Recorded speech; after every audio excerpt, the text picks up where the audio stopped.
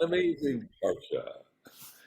This week is an amazing Parsha, Parsha Pekudei. It's February the 28th, 2022. Parsha Pekudei, the last Parsha in the book of Shmot. And you may think that it's a difficult Parsha to pull things out of. That's always the challenge. The challenge with these parsha, the non-narrative, storytelling parshiot is the finding material.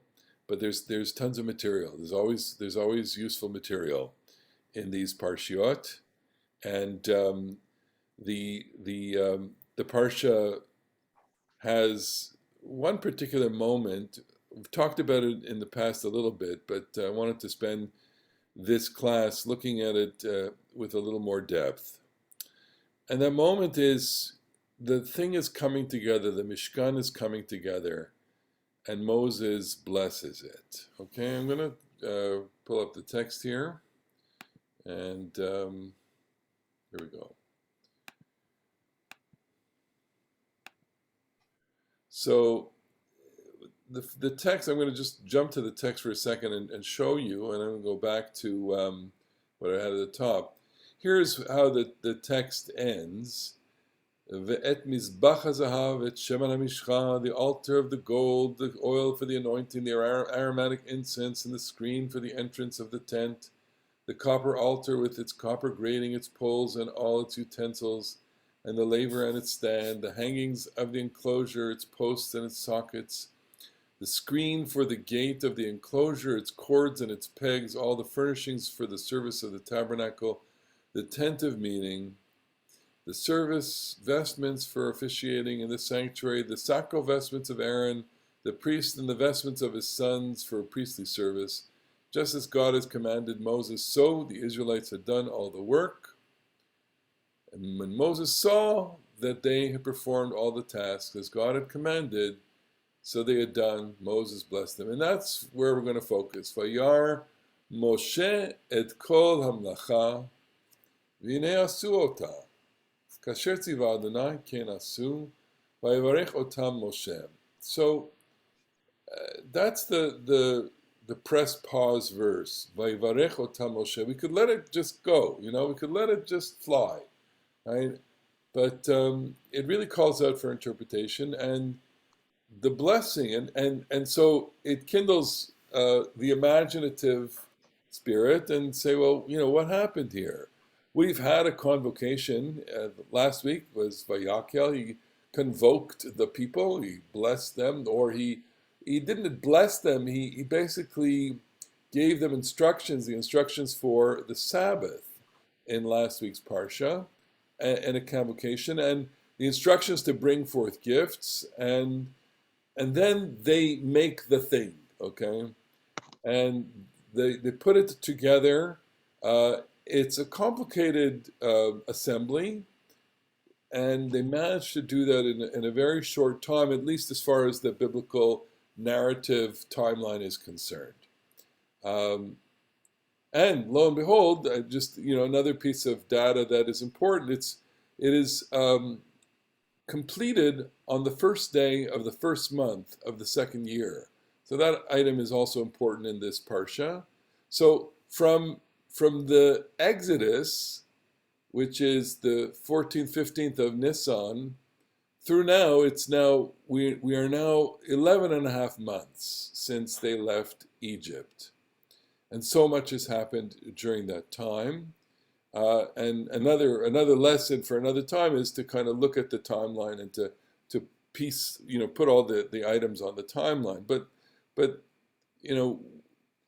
we are taking stock here. It's quite an extraordinary moment that the book ends with, look how far we've come. We have been able to freely assemble a place of gathering and worship, and a place where God will dwell, in quotes, and we get the feeling. I get the feeling that this is a great moment. It's an extraordinary moment, and Moses blesses them. So now I just want to go back to the. Go ahead, Marlene. See you moving there. Go ahead. Is them the people or the Kalim? Good question. So I want to say it's the people, okay? Because the we do not have a sense in Judaism of inanimate objects being blessed. It's a great question because in the world that we inhabit, you christen a ship and you bless. There are things that are blessed, okay, but So then is it just the word bless, or is all that consecration and the oil and the blood and the sprinkling? yeah, no, it's people get blessed. Things don't get blessed. Okay, they get Okay, consecrated. right? Vehine asu ota, verse 43. They did it. He blessed them. Them that did it. They that did it. Okay. So this harkens back to Genesis. We have a number of blessing, three in fact in Genesis, right? Vayevarech otam, God blessed all the creatures. Pru urvu umilu eta mayim bayamim ba'of v'yerev ba'aretz. Okay, so be fertile, increase, fill the waters and the seas. Let the birds increase on the seas. God saw everything that He had made, found it very good. The sixth day, and then God makes human beings. And then God blesses them, Vayevarech otam, Elohim, Vayomer lahem, Elohim. And so we get this is the interesting part of it. It's not the text in Genesis is not sufficient by saying He blessed them. The text gives us the content. It's like the script, okay?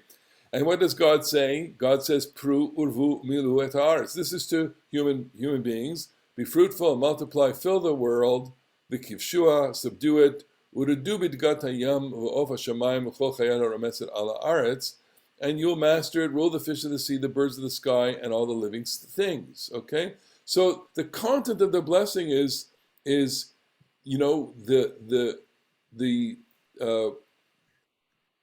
being fruitful and multiply. That is, the human race shall expand. You shall be many. Okay, from the two of you, you're going to be many, and the blessing is you will have dominion, power, and control over that. That which is to say, the blessing that you have is that you are differentiated from the rest of creation in that you have power over all of that creation. And the implication here, not mentioned in the text, is that use that power wisely. And then God says, I give you everything for food, etc., etc. And then everything is completed. And this passage is familiar because it's the Kiddush. ויכל אלוהים ביום השמיני מלאכתו אשר עשה וישפוט ביום השמיני כל מלאכתו אשר עשה ויברך אלוהים את יום השביעי ויקדש אותו כי בו שבה מכל מלאכתו אשר ברא אלוהים לעשות. God blessed the seventh day and sanctified it, or made it holy. So here the object of the blessing is not an entity like a human entity or the world entity, that is to say creatures, living things. So I'm guessing, back to Marlene's question, who gets blessed in the Bible? Living creatures get blessed. Inanimate objects do not get blessed. They get sanctified. Okay, you can sanctify space, but you do not bless space. That is to say, what we mean by space. But you can bless time. So time and living creatures gets blessed. Inanimate objects, it seems, do not get blessed. God blesses the seventh day and keeps it holy. Okay? What God says for the seventh day is not disclosed. Okay? Vayivarech, vayikadesh. It doesn't say, God blessed the seventh day and said, you seventh day are blessed. So in a sense, it's like the I I want to say the image in my mind is like it's a he he touches it, so to speak. It ignites it, it makes it special. It's almost like, kindling, putting the button on, and saying, here, the light is on.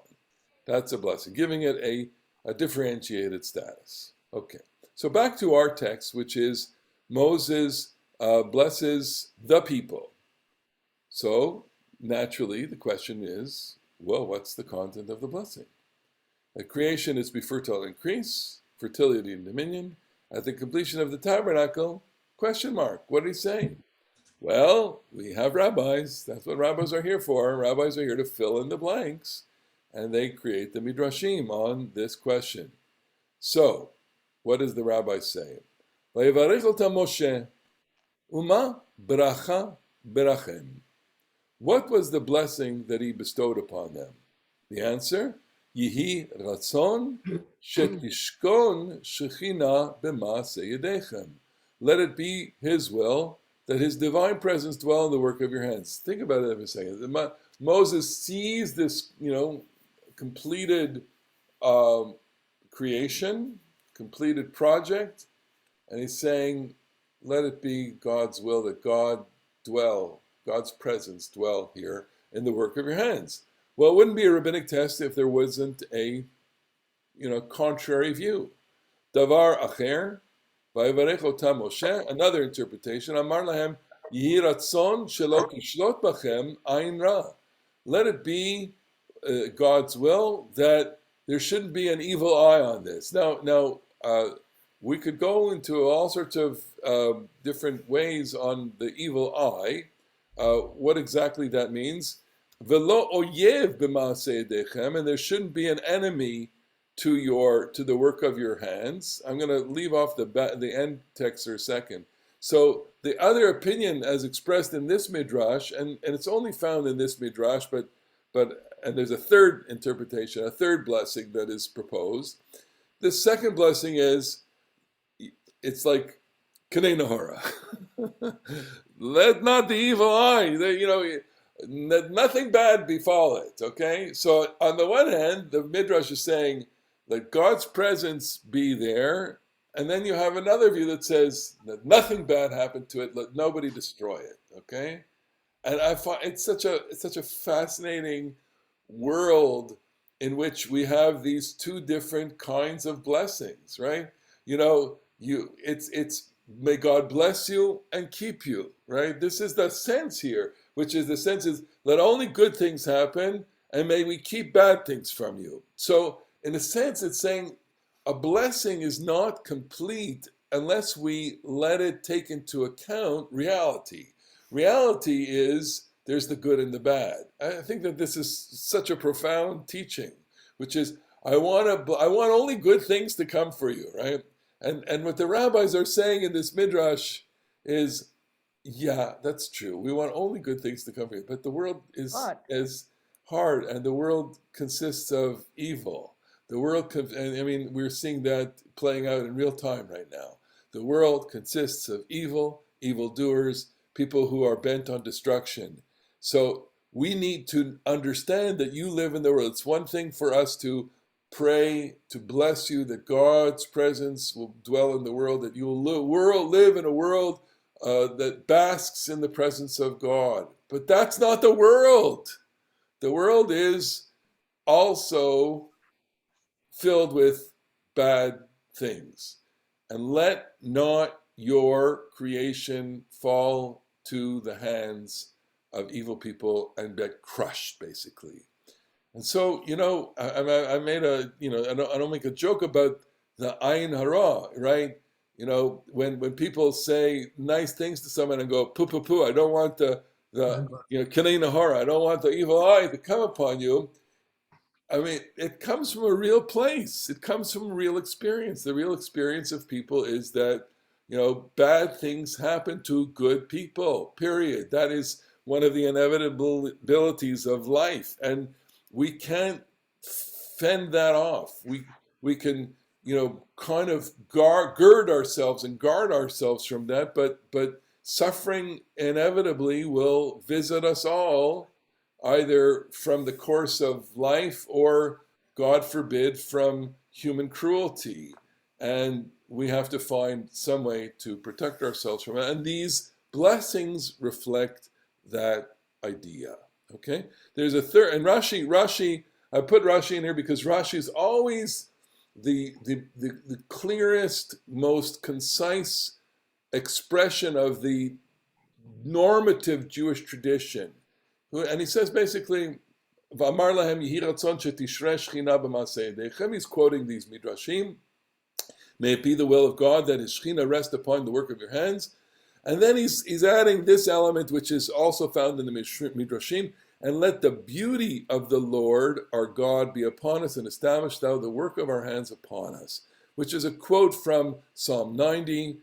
Yehi noam Adonai Eloheinu aleinu maseh yadeinu konanehu. Right? I'll just pull that up in this prayer of Moses, and it's a long prayer. It might be familiar to you. It's Adonai ma'on hayita lanu b'dor v'dor, etc., etc., etc. Yemei shnotenu, verse 10. This is the span of our life is 70 years, or given the strength 80 years. The best of them are trouble and sorrow. It's a kind of contemplative psalm. It's not a psalm that's filled with praise the Lord throughout the universe, but it's more contemplative. And it ends with these lines, V'hi noam Adonai Eloheinu aleinu maseh yadeinu korana aleinu, verse 17, may the favor of the Lord our God be upon us, and let the work of our hands prosper, or prosper the work of our hands. And the rabbis are basically taking those verses and saying, it's like a cut and paste, we cut these verses and we paste them into this context, because after all, here is the work of our hands. Here we have done a magnificent work of the hands, which is the mishkan, and may God prosper. In other words, so it's in a way it's a fusion of, let this place be the place where our work prospers. Okay, it's not blessing the place as much as it is saying we acknowledge all of the beautiful efforts that have gone into it, and the consummate blessing for this moment is, it should be for good for you. Okay, it should only provide good for you, and that's the blessing. Okay, so we have, let God's presence be here, let there be no evil. All right, and there's another interpretation, what Moses saw, and this goes like this. Moses saw all the work that they had done and blessed them. What was the blessing he bestowed? He said to them, may God's divine presence dwell upon the work of your hands. Rabbi Meir said, this is what God bestowed upon them. Lord God of your fathers, He will increase you 1,000-fold. He said to them, as you have worked on the building of the sanctuary, and the divine presence has dwelled upon the work of your hands, so too shall you be privileged to build before Him the temple, and have His presence dwell upon the work of your hands, with everyone saying, may the favor be upon us. I'll say it in Hebrew, Kishem shenit asaktem b'melechet mishkan. Just as you have busied yourself with the building of the mishkan, v'shirta shchina shel ma'aseh yedechem, and God's presence has descended upon the work of your hands, kach tisku v'tivnu. You should be able to have future achievements where you are privileged to build something before Him, Beta Bechira, the temple. V'tishre shchina al ma'aseh yedechem. In other words, this is so brilliant. It's saying, this is a moment. We know it's a moment, but it's a temporary moment, because there's a bigger moment. And the bigger moment is, may you always have great things.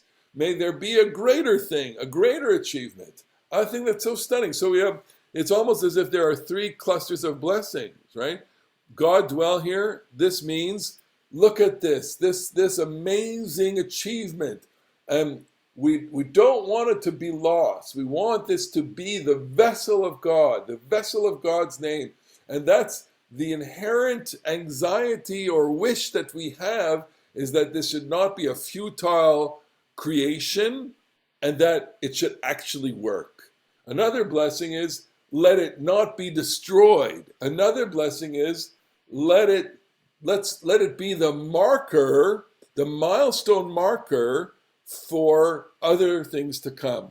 I want to stop there, and I want to add. So just think about it again. It's just going to drill these in, which is one. Let it be a good thing for good.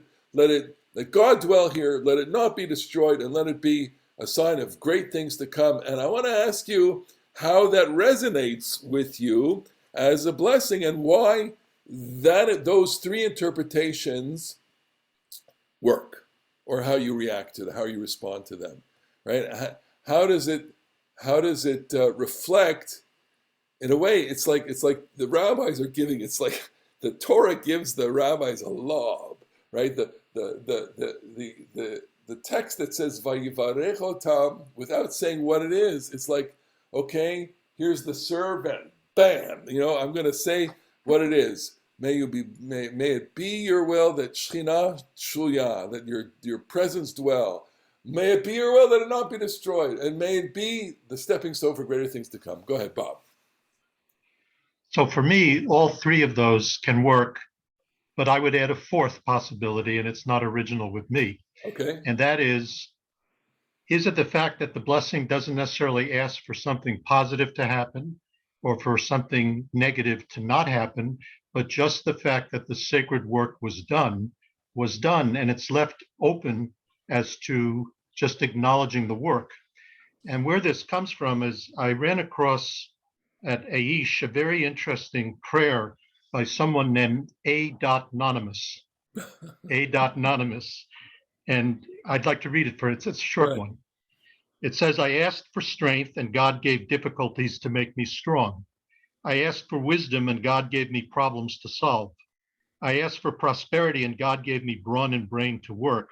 I asked for courage and God gave me dangers to overcome. I asked for love and God gave me troubled people to help. I asked for favors and God gave me opportunities. I received nothing I wanted. I received everything I needed. My prayers were answered.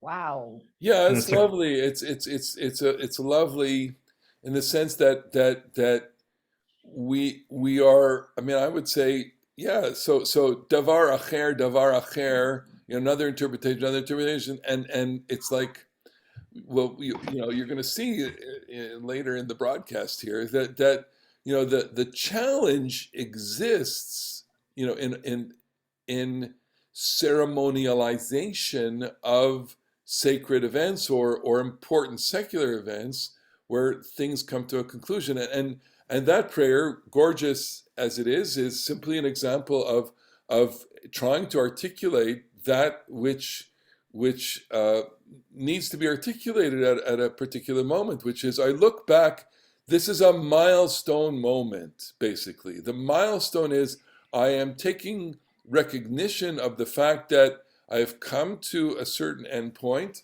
and I am acknowledging that with the impossibility almost of trying to encapsulate what the feelings are. But as those of us who have ever emceed ceremonies knows, that's the job. That's your job. Your job is to kind of to take the moment and to have that moment express what it is. I act in this position very often, and so one of the things that's very helpful as I approach this is basically I ask the question: what's happening here? What is the story that we are telling here? And I ask the other question, which is, through what gates are we going here? So, I mean, and I think those questions apply to actually every ceremony. If it's a life cycle ceremony, a bar mitzvah, a brit milah, a wedding, etc., or if it's a secular ceremony, or a graduation, or a dedication, or whatever it is, there are a set of gates that we are going through, and there is a story that we are telling here. And so this is the Torah, and this is the moment. The moment of Pekudei this is completion, okay? And so it's almost as if the rabbis are saying, and of course by extension, all of us are saying, we want you to say something, Moses.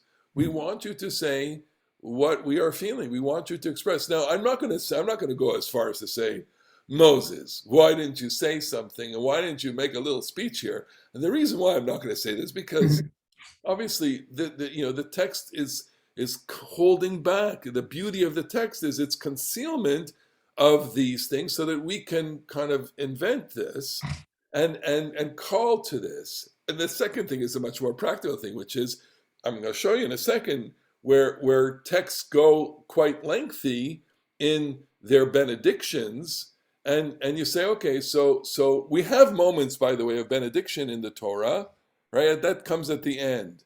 But here we're kind of leaving it short. And you know what? As people say to me very often, keep it short, Rabbi. Keep it short. Wait, John, then Marlene has her hand, then Alana. Go ahead, John. So I was struck by the reference to the temple, but yet isn't it the fact that when those words were written, the temple had already been destroyed? The temple had been destroyed when the rabbis are writing. In other words, so the certainly the first text that I showed you, which is the Shechina Shruya, and the text that says no ayin hara and no oyev, that the temple is long gone after that. Okay, it's a real question because an early strand of this teaching appears in an early text in the Tosefta, and the Tosefta is in the 1st or 2nd century, but dates back to oral traditions that are probably contemporaneous with the existing temple, and it's a great question in the sense that, are the composers of that blessing saying it with regard to a destroyed temple, or are they saying it? Are they projecting all the way back to the mishkan? And my inclination is that there are plenty of texts that deal with destruction, and of course, by the way, they're dealing also. It's certainly after the first temple has been destroyed. The first temple was destroyed in 586 BC. So these teachings were not around in 586 BC when the first temple was destroyed, but they might be around when the second temple is in existence. They might be there. And if they're not, then what the rabbis are doing are projecting backwards to this mythological time of the desert mikdash, the desert sanctuary, but they're also speaking to a contemporary audience. There's no question to it.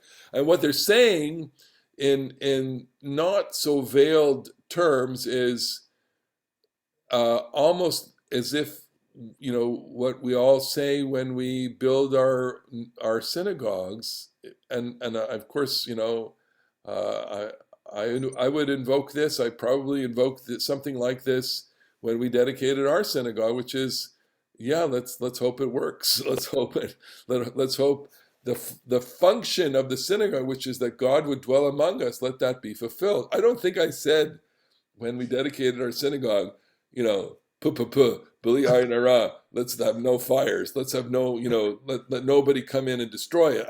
We don't necessarily think in those sensibilities or articulate them in that way. But of course, we act that way because we are zealous about protecting it, and both in the physical safety of the worshipers and in its physical plant safety. I mean, since our own fire, back in 2006, we are pretty careful about fire. Not that our fire was kindled by or ignited by an open flame, but we don't like open flames in the synagogue. We're justified in that. Marlene, go ahead. Things. One, a speech to be immortal need not be eternal. Okay. Right. But when you say Pekudei, is that from the same pakad? Is Moses here standing between the people who you already notified us they were scared, they didn't know what they were doing, now they're coming around, they're building, they're doing, and that's Moses' way of saying, look, people, God has seen what you did here and seen what you did here, and he's taking notice of all of us? I think that's certainly a good, interpretation. Pekudei is these are the the Parsha goes into an accounting. So it probably has a much more narrow technical meaning of these are the accountings of the construction, and tells us then, how many talents of silver, how many, how many shekels of gold, et cetera, all the things that went into it. And that itself is fascinating in terms of, like, why would we be interested in that information? And the answer is because it's interesting information. It And they tells had us. enough left over after the golden calf to still have all this stuff. Isn't that fascinating? We're never going to be able to figure out that mystery. Ilana, go ahead. I think the fact that the blessings don't go into details is to bless us to be able to bless ourselves with different things, like having children, being successful in certain things that we like to do, that we should not just sit here and say, okay, bli ayin hara, God will bless us and everything's going to be okay. I think it's a hint for us to take things into our hands and to work on being blessed, coming also from us and not from It's a lovely interpretation, and of course, this could lead into a whole discussion of what constitutes a blessing altogether, and the blessings that are issued in the Torah, and how the act of blessing functions in the ritual life or the religious life or the spiritual life of the people. I'll say something personally, that and I see it almost as a distinction between certain generations of rabbis, and I never understood that there's this power, that you have this power to bless. That I always understood that when you recite a Misha Berach, you are not saying something. You are praying with a person, right? And when you bless someone, I'm asking that, not my blessing, but that God's blessings be upon you. And that the act of asking God for God's blessings to be upon us was something that links the blesser with the blessee. But my younger colleagues are they have a lot of charisma about these things, a lot of self-possession. It's always amazing for me to hear them say, and my bracha for you is. It's like, I always like, ooh, all of a sudden you picture you have a bracha, it's very, very interesting. But I think that's a generational thing, and maybe it's just a personal thing. I don't know. Bob, go ahead. Just building on Alana's comment and your comment about concealment, since we're in the month of Adar and Purim is coming up, do you see any connections between this and Purim? And obviously people taking things into their own hands. So if I had 3 glasses of wine, I could see a connection between this and Purim. Look, the art of Jewish life is to make connections to everything, okay? And I know where it's coming from, and of course, the word Esther has concealed within it Hester, concealment, okay? And that gives rise to these kinds of things, and quite, I would say literally, that because God is not in the book of Esther, that the whole book is a book of concealment, and we can go into a different direction with that. But the idea that we can connect this to this text to another text, I think it's open game. I've become enamored recently of a website called alhatorah.org. I showed you a bit of it last week. And they have Ma'abat HaTanach, laboratory. Ma'abadat HaTanach. And so it enables you to take any 2 texts randomly and put them on the side, and it automatically finds the similar words, similar phrases, similar verbs, and it's absolutely fascinating. And what it says is that you can almost connect everything. So you have to be a little bit, you have to have an agenda in order to do this. And so I've tried this with a couple of things, and of course I tried to compare this chapter and chapter 30 of Exodus with chapter 1 and 2. And yeah, there are a couple of things that are in common. Would you say that that's a deliberate thing? No. Would you say it's a coincidental thing? Probably. But nothing is coincidental. And that's really the point. The point is that all of this is our raw material from which we make our interpretations and our meaning. It's go ahead, go at it. Okay, that's what I want to say. All right, let me continue then with this. Okay, so the rabbis are debating what the content of blessings. Do I bless? I bless you for your future, right? May you only have good things from now. Okay, so I wanna just as an exercise take one of my favorite passages of the Tanakh, which is chapter 8, the dedication of the temple. I've taught this before, but in this context, there's also blessing, which is Solomon finishes offering the Lord all his prayer. Notice that this is a similar moment, right?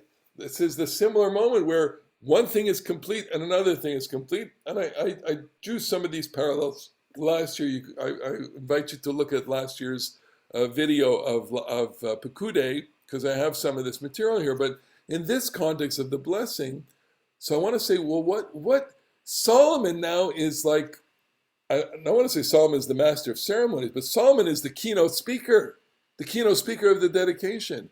He's giving the dedicatory address it's literally what we call the benediction at the end of the completion, okay? So he rose from where he had been kneeling. It's a long chapter, chapter 8. And then this is it, the final blessing. He stood in a loud voice, Vayamod vayevarech et kol kahal Yisrael, kol gadol lemor. I love it. He has no amplification, but he's got to belt it out in front of everybody. Baruch Adonai asher natan menucha le'amo Yisrael kechol asher diber lo nafal davar echad mikol dvaro atov asher diber biyad Moshe avdo. Praise be the Lord who has granted a haven for his people Israel, just as he promised. Not a single word has failed of all the gracious promises that he made through his servant Moses. In other words, look where we are, Baruch. It's like saying Baruch Hashem. Look, Baruch Adonai asher natan menucha. Menucha is such a powerful word, rest, which is like not only rest, but it's like we are now at home.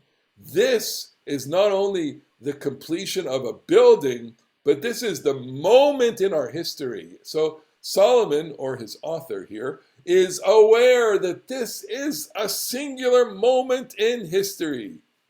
And in this singular moment, there is a deep anxiety. Yehi Adonai Eloheinu imanu. May God be with us. Ima asher haya imotenu.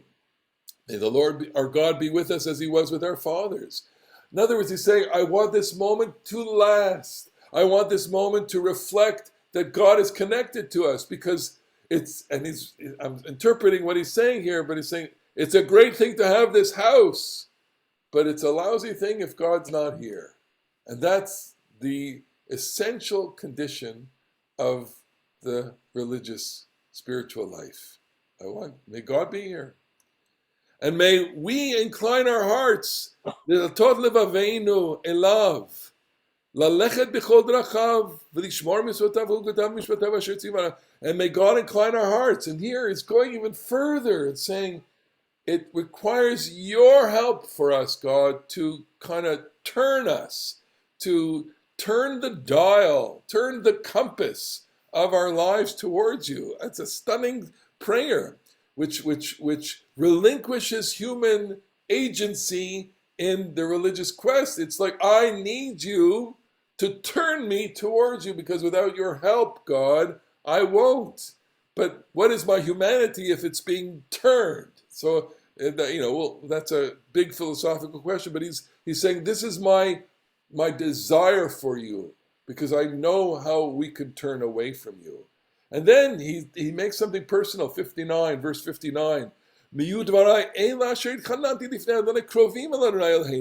And may these words of mine, which I have offered in supplication before the Lord, be close to the Lord our God day and night. Then he provide for his servant and his people Israel according to each day's needs. So I'm going to give him a little kind of take off, I'll be the judge that takes off a point here. Okay, I'm going to take 2 points off, 2/10 of a point for this one, because I see in this blessing here, and I'm too critical, he's putting himself above everybody else. May my words, v'yu dvarai ele, and okay, yeah, you're the king, and you're Solomon, and you're great, you're great, okay, but you get a minus 0.1 for this, okay, because you're saying that God should be attentive to you as opposed to Irving, as opposed to Murray, as opposed to, Joe, right? And you've just asked God to draw everybody to him, but then you're saying, God, direct it to me? Let my words be, or what, are your words more important than mine? I know you have good writers, okay, Solomon, but you're the king, and you should be important, but in light of what comes later in Solomon's life, this is, worth a deduction of 0.1 points, in my opinion. And then the beautiful culminating verses, 61. May your hearts be whole.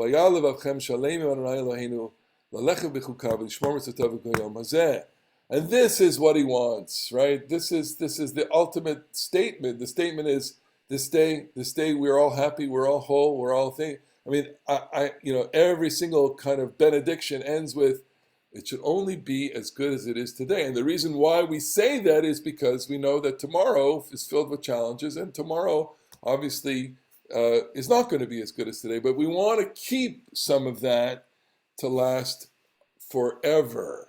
And that's going to require us to be whole in our hearts. And this is where I kind of give him an extra bonus point. So I take a point off for the previous verse, but I give him a bonus point for this verse. Okay? Me, like in my arrogance. Okay. I want to just read the last part of it because it's such a rich passage. Okay, so the 62, the king and all Israel offered sacrifices, and Solomon, being Solomon, is going to offer many thousands of sacrifices, 120,000 sheep, 20,000 oxen. The king and all the Israelites dedicated the house of the Lord. That day, the king consecrated the center of the court that was in front of the house of the Lord, for it was there that he presented the burnt offerings, the meal offerings, the fat parts of the offering. I mean, it's a whole lollapalooza. I mean, it was an extraordinary moment. I mean, they couldn't count how many things were burnt up that day, and that's the way the world of worship was in the temple. So Solomon and all of Israel, a great assemblage coming from Lebo Hamat to the Wadi of Egypt, observed the feast that time before the Lord, 7 days and 7 days, 14 days in all. This is at the Sukkot festival. On the 8th day, he let the people go. They bade the king goodbye. And that's not a good translation. It's Vayivarchu et HaMelech. They blessed him. Vayilchu lo aleim. They went to their tents, and smechim b'tov elev, happy and of good heart. They go to their tent. This is not an accidental choice of words here by the narrator. Why? Solomon has built a bayit, a house, and the people assembled in Jerusalem are in their tents. The house is permanent. The tents are temporary. They go back to their tents, but tents is also a metaphor for their own dwellings wherever they are throughout the land of Israel. They're joyful, good-hearted, and of all the things that God has done, le David avdo Israel amo, for David, his servant, and his people Israel, and Solomon loved his father, of course, but David gets the credit. It's like I'll give you a small Canadian example. Okay, it's so trivial, but it's so clear. It illustrates this. There was in 1981, there was a runner who was amputated. His name was Terry Fox. He had cancer. He tried to run across Canada. He didn't make it. He made it to Thunder Bay. Last week in Canada, another individual, Steve Fogno, who similarly amputated, he finished the run. He did the whole run. And when he got to the Vancouver, where it was, he dipped his artificial leg in the ocean, and they dedicated a park to him. But whose statue did they put up there? They put up the first guy's statue. And in an interview, he said, "Yeah, it bothered me. It bothered me." So I'm thinking about this and saying, like, yeah, the text is all about Solomon, but at the end, they give David the credit. And you know what? You can't, unless Solomon is so self-effacing, they say, I can handle it, it's my father, or not. And that's good subject of a debate. Okay. I want to go back to then the content of Solomon's blessing. So God has given us rest. May God be with us. May God incline our hearts. May our words be close to God, so that all the peoples know him. May our hearts be whole. And how is this blessing different? Because it gives us a lot of content. But it's a long blessing. It's got a lot of text to it. It takes about 5 minutes, 10 minutes to recite in the Haftarah. And the difference between opening up the accordion to this rich, beautiful music and the compression of Vayivarech Ota Moshe and Moses, it's immense, okay?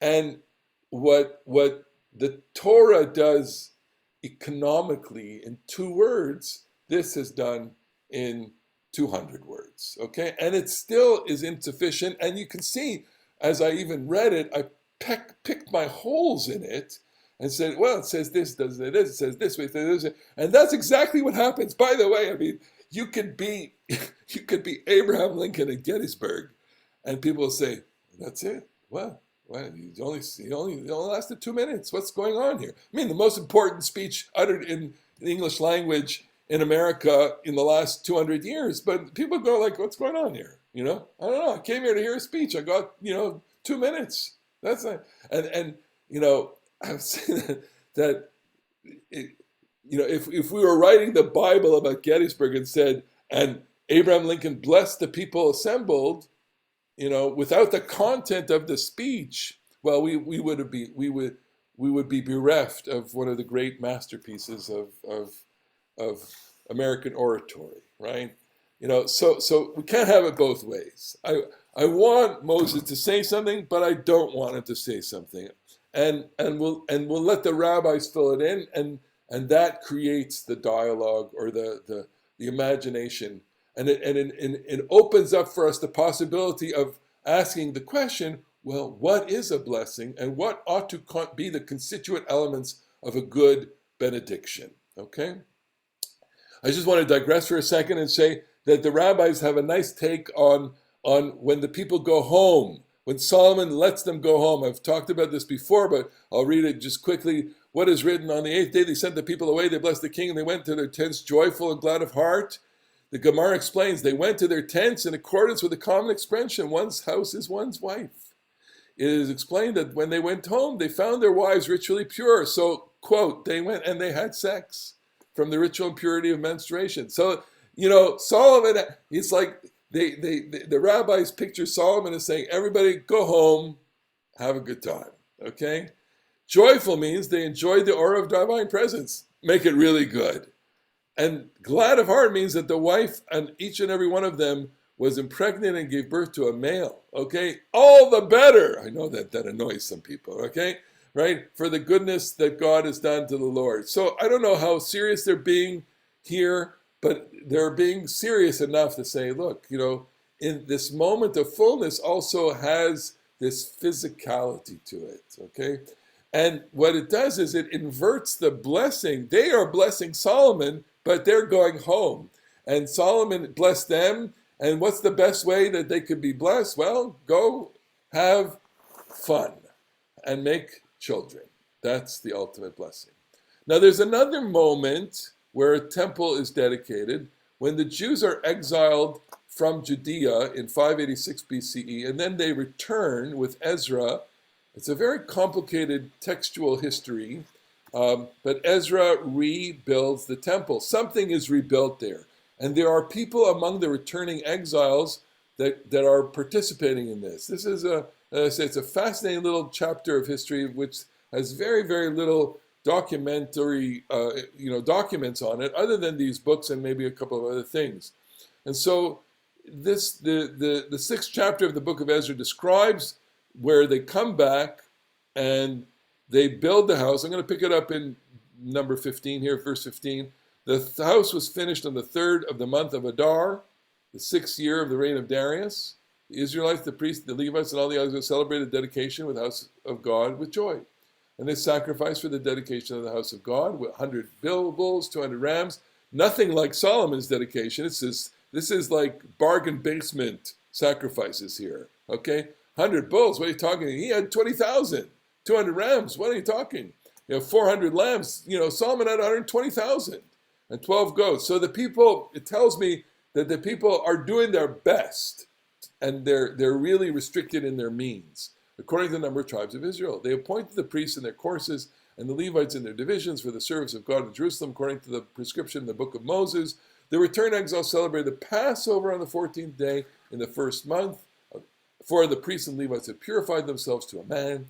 They were all pure. They slaughtered the Passover offering for all the returned exiles, for their brothers, the priests, for themselves, the children of Israel who had returned from exile, together with all who joined them, separating themselves from the uncleanness of the nations of the land to worship the Lord God of Israel ate of it.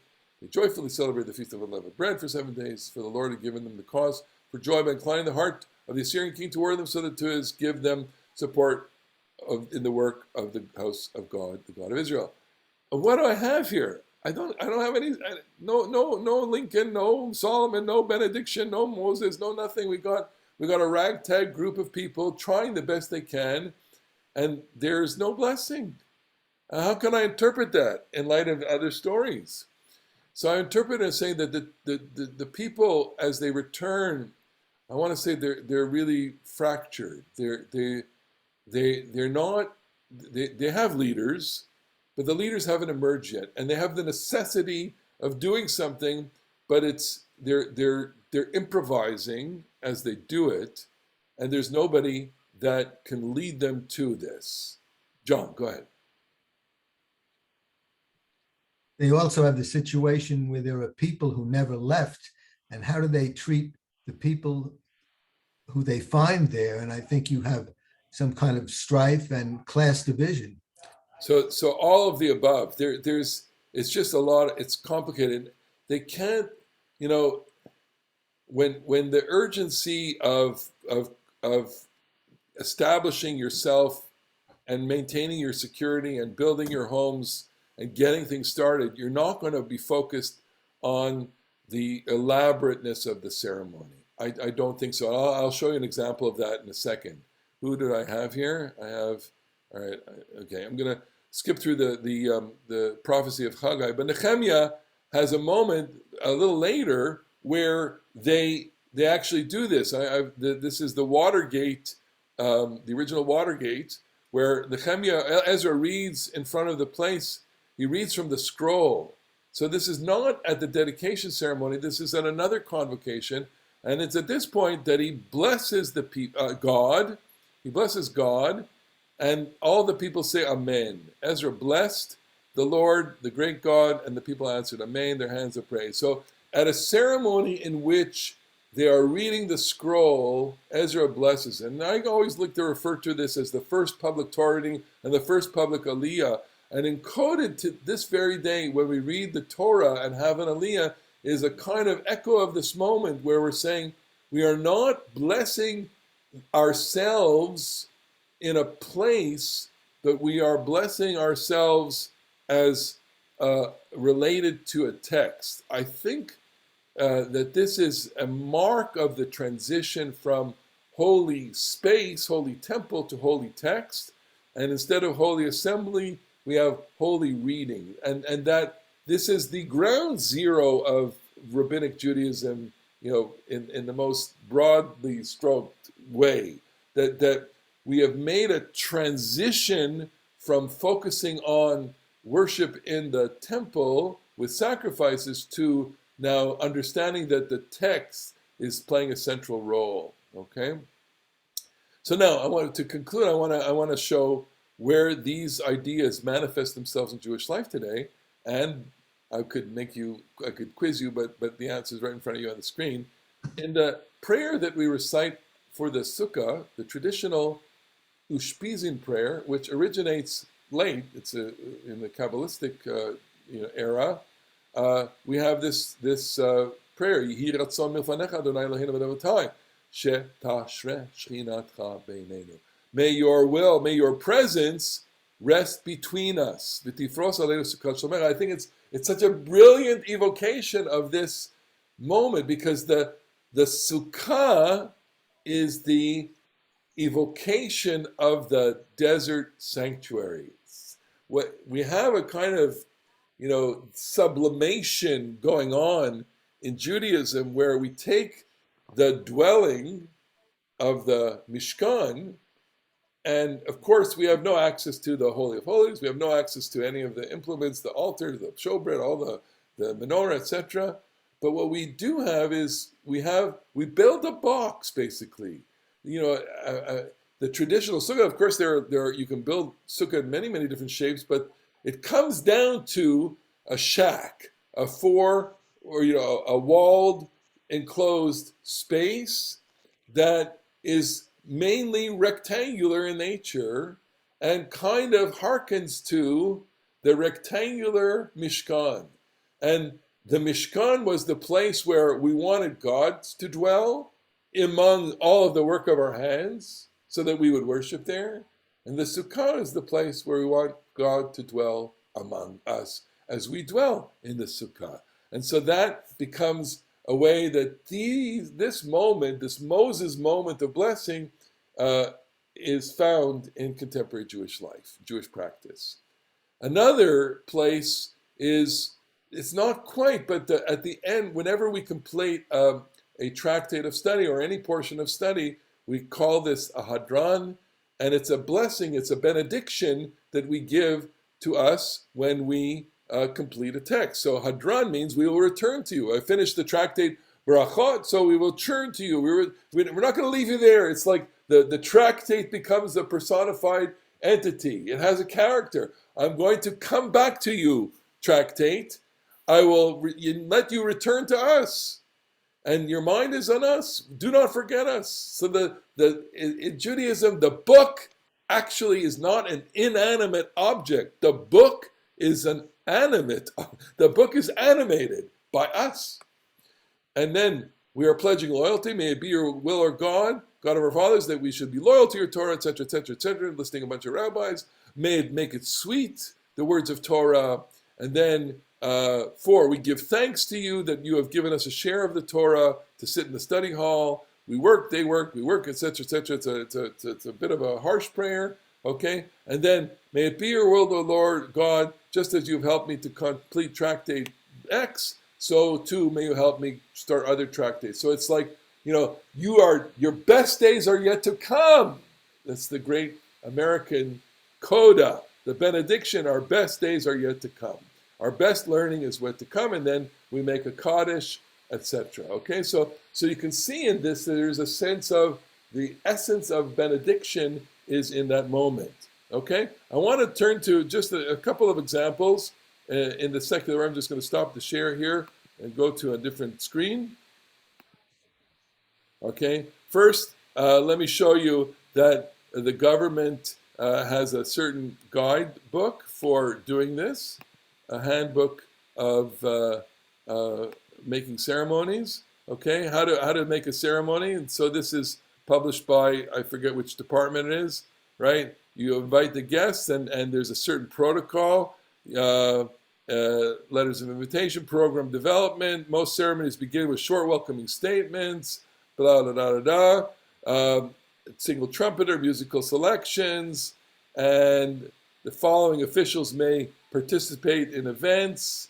And, this is the order, okay? The order of precedence should be used for seating an introduction. The lowest ranking official should speak first, the highest ranking official last. Oh, I love that. That's such an amazing thing. It's such an important thing. The highest ranking, Moses is the highest ranking official. He speaks last, okay? Interpreter, speeches, special activities, etc., etc. So, because people may not know how to do this, they are getting instructions, okay? Let me turn to something else here, and here, okay? So the benediction, I had in the back of my mind, the moment when the state of Israel is proclaimed, which is a highly emotional moment, and this is a video which has a lot of that for it, okay? But I'm going to go to the end. It's the voice of Ben Gurion.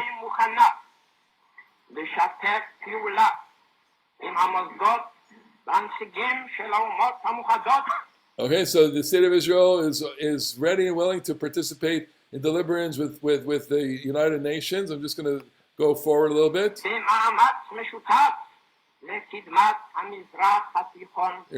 you have the translation.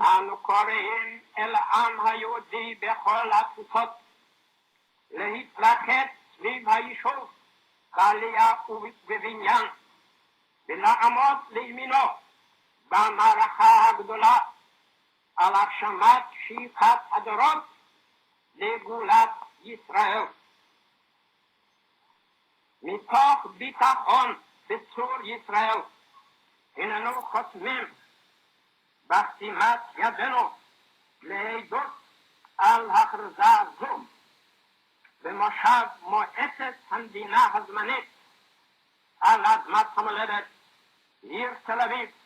היום הזה, ערב שבת, אייר תש"ח 14 במאי 1948. מקבל את מגילת היסוד למדינת היהודים במידה. So he makes them stand to receive the document.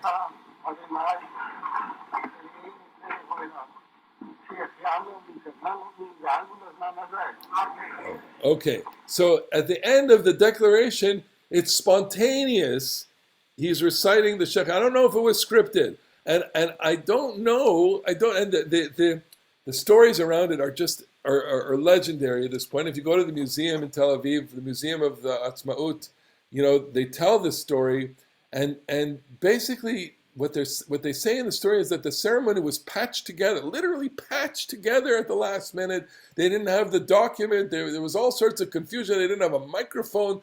They knew that they were going to declare it in the Dizengoff house that had become the Tel Aviv Museum, and on and on and on. So many little details, and they managed to they wanted to keep it secret, but everybody knew the secret, and it was the most important moment in Jewish history in 2,000 years.